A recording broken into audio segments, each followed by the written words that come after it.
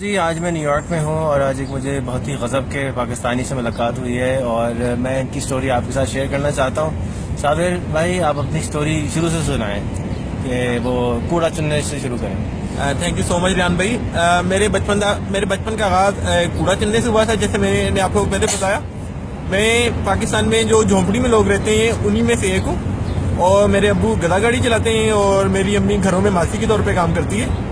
اور مجھے بچپن سے میرے اندر ایک بہت بری عادت ہے کہ مجھے پڑھنے کا شوق تھا، اور جب میں کوڑا چنا کرتا تھا تو میں کوڑا چننے کے علاوہ اخباروں کو پڑھنا شروع کر دیتا تھا، جس کی وجہ سے مجھے ڈانٹ بھی پڑتی تھی اور لوگ مجھے سمجھتے تھے کہ میرے کزن کہ میں پاگل ہو گیا ہوں، میرا دماغ کام کرنا چھوڑ گئے اور میں کچھ نہیں کر سکتا اور وقت ضائع کر رہا ہوں اخبار پڑھنے میں۔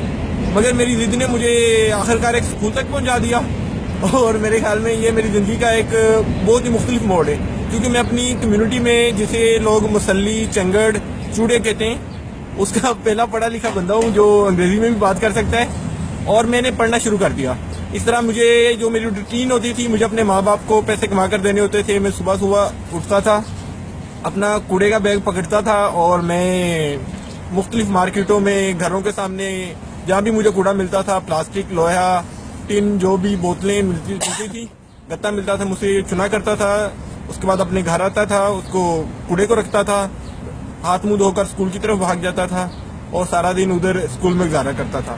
اسکول میں بھی مجھے بہت سے مختلف تعصبات کا سامنا کرنا پڑتا تھا، جیسے میرے ساتھ میرے ٹیچر سمجھتے تھے کہ میں مسلیاں دا منڈا تے میرا دماغ کم نہیں کر سکتا، دے کنسیڈرڈ می ڈم، اور میرے خیال میں یہ میرے لیے یہ ایک بہت بڑی وہ تھی کہ I have to prove myself, اور میں اس کے لیے زیادہ دل لگی سے پڑھتا تھا۔ اور میری ایک عادت تھی کہ میں ریڈنگ کرتا تھا، اور جس سے مجھے باقی اسکول والے بچوں کی نسبت مجھے ایک ایج آتا تھا کہ میں پڑھ سکتا تھا۔ اسی طرح میں نے اپنی 5ویں جماعت اور 6ٹھی جماعت سے انگریزی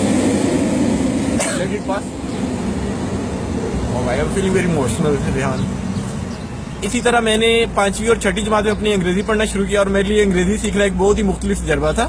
جیسا کہ انگریزی میں بڑے حروف ہوتے ہیں، کیپٹل لیٹرز ہوتے ہیں اور اسمال لیٹرز ہوتے ہیں، اور مجھے بالکل یہ سینس نہیں ہوتی تھی کہ اگر ہمارے پاس بڑے حروف ہے تو میں اسمال لیٹرز کو یوز کرنے کی کیا ضرورت ہے۔ اس نے میرا بہت اچھا خاصا وقت لیا، مگر مجھے پہلی دفعہ جب انگریزی سے انٹروڈکشن ہوا تو مجھے احساس ہوا کہ پاکستان میں جن لوگوں کو انگریزی بولنا آتا ہے ان کو لوگ مختلف انداز میں ٹریٹ کرتے ہیں۔ تو یہ بھی میرے لیے ایک بڑا، مجھے بچپن سے اس بات کی ریلائز ہو گیا کہ اگر میں انگلش سیکھ سکتا ہوں تو سوسائٹی مجھے مختلف انداز میں ٹریٹ کرنا شروع کر دے گی۔ اسی طرح میں نے انگریزی سیکھنا شروع کیا، اور میں نے اپنی 2 نوٹ بکس صرف یہی لکھنے میں کر دی۔ مجھے لگتا تھا کہ جو بھی بندہ میرا انٹروڈکشن جوائننگ رائٹنگ سے ہوا تھا، اور مجھے بڑی عجیب لگتی تھی کہ ریحان صاحب جب آپ جوائننگ رائٹنگ لکھتے تو وہ ایسے لکھا ہوتا ہے کہ کسی نے یہ ایسے لکھ دیا ہے۔ تو میرے لیے یہ میں نے اپنی 2 نوٹ بکس اس لیے بھرتی کہ شاید میں انگریزی لکھ رہا ہوں۔ مجھے بہت بعد میں جب ٹیچر سے تھپڑ پڑے کہ آپ نے 2 اپنی کاپیاں ضائع کر دی ہیں، تو مجھے انداز ہوا کہ یہ انگریزی ایسے لکھی جاتی۔ خیر میں نے انگریزی سیکھی، میں نے بڑی شدت سے انگریزی سیکھی، میں نے ٹینسی سیکھے، میں نے ایکٹیو پیسو وائس سیکھے، میں نے ڈائریکٹ انڈائریکٹ سیکھے، میں نے انالیسس کرنا سیکھا، میں نے ایک گرامر پڑھی جو انڈیا سے اس وقت ملا کرتی تھی، ہائی اسکول گرامر کمپوزیشن، اور اسے رینڈن مارٹن نے لکھا تھا، جو بہت ہی زبردست ہے۔ میں بچوں کو ابھی بھی ریکمینڈ کرتا ہوں ٹیوشن پڑھاتے ہوئے۔ تو اس طرح میرے انگریزی کا سفر جاری ہوا، اور میں 8ویں جماعت میں نے اپنے بورڈ کے پیپر دیے، تو میں نے اپنی جماعت میں ٹاپ کیا، میں نے 674 نمبر لیے تھے 800 میں سے، اور مجھے پہلی دفعہ روٹری کلب نے ایک 300 روپے کی اسکالرشپ دی، اور میں نے اپنی 9ویں 10ویں کی کتابیں اور یونیفارم خریدا۔ اس طرح میرا یہ سفر جاری رہا، مگر اب مجھے انگریزی پڑھنا لکھنا آ گیا تو اس کا سب سے بڑا فائدہ یہ ہوا کہ میں اپنے ساتھ جو میرے ساتھ کلاس فیلوز تھے انہیں ٹیوشن پڑھانا شروع ہو گیا، میں ان کے گھروں میں جانے لگ پڑا۔ میں نے صبح کوڑا چننے کی بجائے صبح گھروں میں اخبار پھینکنے شروع کر دیے۔ جہاں میری امی کام کرتی تھی میں نے وہاں جا کر گاڑیاں صاف کرنا شروع کر دی۔ اب میں پانی بیچنے کے علاوہ گاڑیاں صاف کرنے کا شروع ہو گیا، یعنی جیسے جیسے میری یہ تعلیم ملتی گئی معاشرے کا رویہ بھی بدلتا گیا، مگر میرے اندر ایک وہ جو تڑپ تھی نا کہ مجھے پڑھنا ہے، وہ میرے اندر اور ہی مجھے پریشرائز کر رہی تھی کہ مجھے اور پڑھنا ہے۔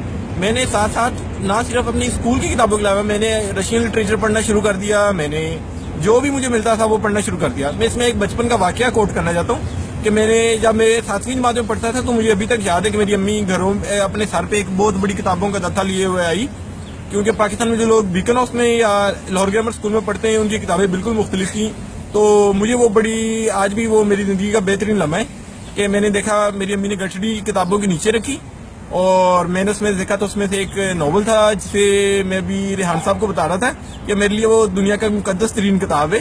اس ناول کا نام میں چاہوں گا کہ ہر بندہ وہ ناول پڑھے جو زندگی میں کوئی سیکھنا چاہتا ہے. اس ناول کا نام ہے گریٹ ایکسپیکٹیشن اور اسے بہت مشہور برطانوی ناولسٹ چارلس ڈیکن نے لکھا ہے. اور میرے پاس اس ناول کا جو کریکٹر پپ ہے میرے لیے شاید وہ کردار پپ تھا کہ پوری دنیا میں جس کے ساتھ میں ریلیٹ کر سکتا تھا, جو میری طرح حالات میں رہ رہا تھا اور اچانک اسے کوئی بینیفیکٹر مل گیا اور وہ اس کی لائف بدل گئی. تو میرے لیے یہ بہت ہی لمحہ تھا اور ابھی بھی میں اس کردار کو اپنے آپ سے ریلیٹ کرتا ہوں اور اس سے مجھے حوصلہ ملتا ہے. اور پتہ نہیں مجھے کیوں فیل ہوتا کہ اگر میں نے وہ ناول نہ پڑھا ہوتا تو میری زندگی بالکل مختلف ہوتی. شاید میں اس طرح خواب نہ دیکھ پاتا یا اس طرح میں بلند سوچ کا حامل نہ ہو پاتا. خیر اس طرح میں نے اپنا میٹرک کیا, میں نے اکاؤنٹنسی کا ڈپلوما کیا, میں نے مختلف جاب کرنا شروع کر دی, میں نے سوشل ایکٹیویزم میں حصہ لینا شروع کر دیا. میں نے یعنی میرے پڑھنے سے بالکل میرا پروفائل ہی بدل گیا آپ اسے کہہ سکتے ہیں. میں نے لکھنا شروع کر دیا, میں زیادہ شدت سے لوگوں سے ملنا شروع ہو گیا. میرے اندر جو حساس کمتری تھا کہ میں چوڑا ہوں, میں چنگڑ ہوں, میں وہ ہوں, وہ ادب نے یا لٹریچر نے وہ بدل کے رکھ دیا. اور میں can I take a breath? Okay. اسی طرح میں نے مختلف پروگرامز اپلائی کرنا شروع کر دیا. میں لاہور کونسلیٹ میں ایک خاتون ہے جن کا میں بہت ہی صدقے دل سے شکر گزار ہوں. ان کا نام کیتھرین کسر تھا. وہ مجھے ایک سوشل گیدرنگ پہ ملی تو she was truly impressed with my story and اسے یقین نہیں ہو رہا تھا کہ پاکستان میں ایسے لوگ بھی ہوتے ہیں یا اس کمیونٹی سے بھی لوگ پڑھ لکھ سکتے ہیں.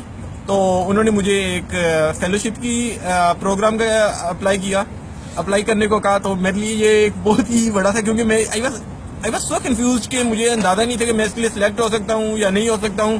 خیر آخری روز میں نے اس کے لیے اپلائی کیا. میں نے ان سے ریکویسٹ کی کہ میرا کوئی لیٹر آف ریکمنڈیشن لکھ دیں کیونکہ میرا اور کوئی جاننے والا تو ہے نہیں جو میرا لیٹر آف ریکمنڈیشن لکھ سکتا ہوں. تو انہوں نے میرا لیٹر آف ریکمنڈیشن لکھا. قصہ مختصر کہ میں اس پروگرام کے لیے سلیکٹ ہو گیا. نومبر 2012 میں امریکہ میں آیا اور اس وقت پروگرام کا کیا نام تھا؟ میں اس کا نام نہیں لوں.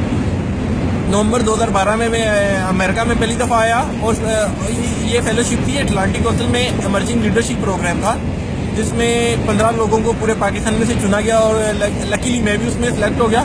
اور جب یہ آیا تو جب پریزیڈنٹ اوباما کے الیکشن ہو رہے تھے ہم مختلف جگہوں پہ گئے. وہاں پہ ہم لوگوں نے مختلف جگہوں پر الیکشن آبزرویشن کرنے کے لیے گئے. تو میرے لیے ایک بہت ہی مختلف تجربہ تھا. جیسا کہ مجھے پہلی دفعہ اندازہ ہوا کہ جمہوریت کے اس ملک کو کیا فوائد ہیں, لوگ کتنے رسپانسیبل ہیں, ہر آدمی ووٹ کرنے جا رہا ہے اور ایک سسٹم میں سوری ریپیٹ نہیں مجھے میرا اپوائنٹمنٹ ہو جائے گا تو we need to conclude. Okay. تو میں اس طرح یہ پہلا امریکہ کی میری وزٹ تھی.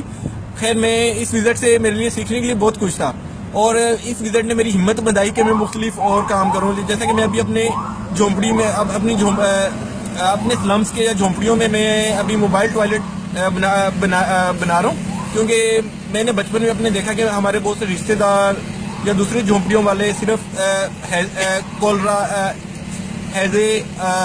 ہیزے سے اور ڈائریا سے اور ہیپاٹائٹس سے فوت ہو گئے. انہوں نے بالکل پتہ ہی نہیں تھا کیونکہ وہ زیادہ تر لوگ جو ہوتے ہیں وہ کھلی جگہ پہ ہی پیشاب اور پخانہ کر دیتے ہیں اور وہی پخانہ جو پیشاب ہوتا ہے وہ ان کے پینے کے پانی میں مل جاتا ہے اور جس سے بڑے بوڑھے بچے عورتیں جو ہوتی ہیں وہ بیمار ہو جاتے ہیں اور it's a truly life taking disease. They are just getting life taking disease through these impure water. اور میں ان کے لیے موبائل ٹوائلٹ قائم کروں گا اور میرا ارادہ ہے کہ میں اس موبائل ٹوائلٹس کو اس کے جو ہیومن ویسٹ ان کا ہوگا اس کو میں بایو گیس میں یا فرٹیلائزر میں بایو فرٹیلائزر میں کنورٹ کروں گا. نہ صرف ان کی یہ سینیٹیشن کی پرابلم حل ہوگی بلکہ ان کو تھوڑی سی اس سے اکنامک اسسٹنس یا بایو گیس اگر ملے گی تو ہم پروڈیوس کریں گے تو ان کی انرجی نیڈز بھی میٹ ہو سکتی ہیں. تھینک یو سو مچ ریحان صاحب. آپ ڈو اسکول میں کیا کریں؟ یا ڈو اسکول میں کیسے پہنچ سکتے ہیں؟ ڈو اسکول نے مختلف سوشل انٹرپرینور سے یہاں پہ آئیڈیا کمپٹیشن کرایا جو کہ یہاں نیو یارک سٹی میں میئر کا آفس ہے جو لانگ ٹرم پلاننگ اور سسٹینیبلٹی کا کام کرتا ہے. اس کے تھرو کیونکہ کام کرتے ہیں کہ نیو یارک سٹی میں تقریباً ہر روز 7 ملین کافی کپ ہوتے ہیں وہ سڑکوں پر پھینک دیے جاتے ہیں یا ڈسٹ بن میں پھینک دیے جاتے ہیں. اور نیو یارک سٹی کی جو بہت بڑا خرچہ ہے وہ اس کوڑے کو یا اس ریوزیبل کپس کو لینڈ فل میں بھیجنے میں خرچ ہو جاتا ہے. تو میں اس کا ان خوش قسمتی سے 18 لوگوں میں شامل ہوں جو اس سوشل وینچر کے لیے سلیکٹ ہوئے, اور میں یہاں 10 ہفتوں کے لیے ہوں. آج میرا 9واں ہفتہ شروع ہو چکا ہے اور اب مجھے نیو یارک کی سمجھ آنا شروع ہو گئی ہے اور اب میں واپس جا رہا ہوں.